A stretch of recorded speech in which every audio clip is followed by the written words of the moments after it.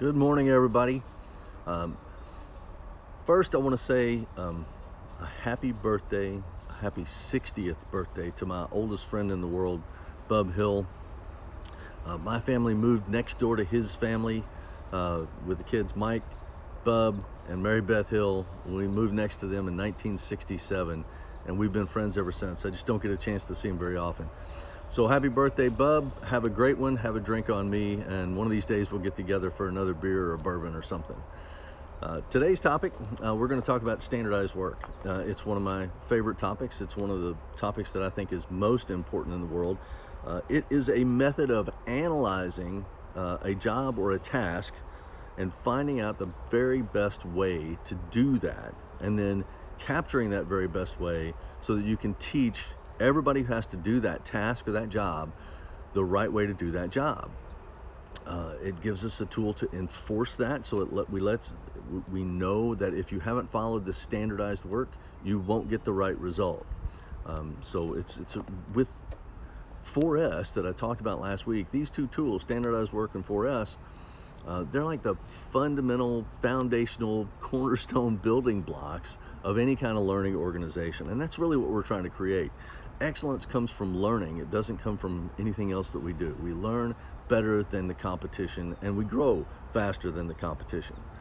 Okay, so standardized work is something that we're going to talk about a lot, but I'm going to make it a little bit brief today. But I want you to understand that it's not simply capturing how to do a job. I see a lot of people trying to do that. They'll have a job breakdown sheet and they'll try to capture all the steps of people who are doing the work. And that just doesn't work. Yeah, you get a form that's got steps on it, but that's not what standardized work is about. It's not a checklist. A lot of people try to give leaders standardized work and they make a little checklist that you're supposed to follow.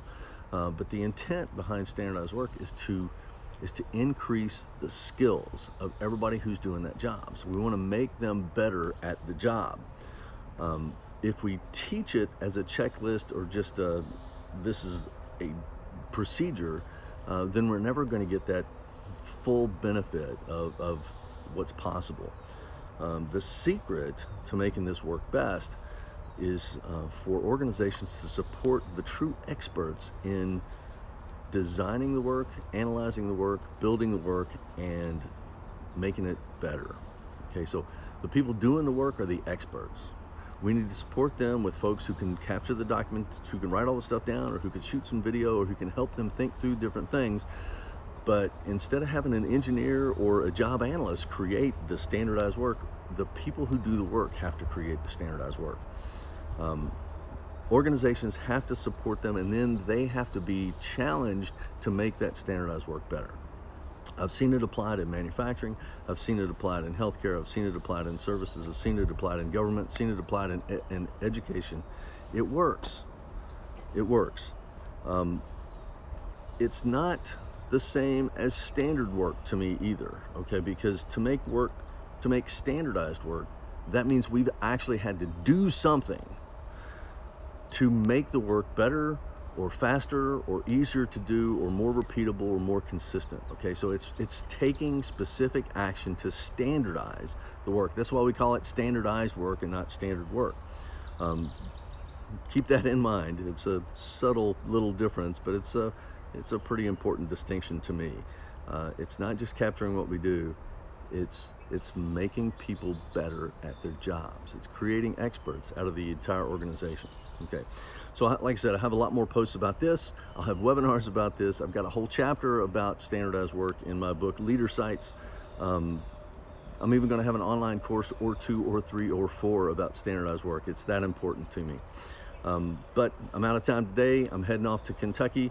My son's checking into an apartment at the University of Kentucky to work on his master's of social work, so I'm going to go get him sorted out.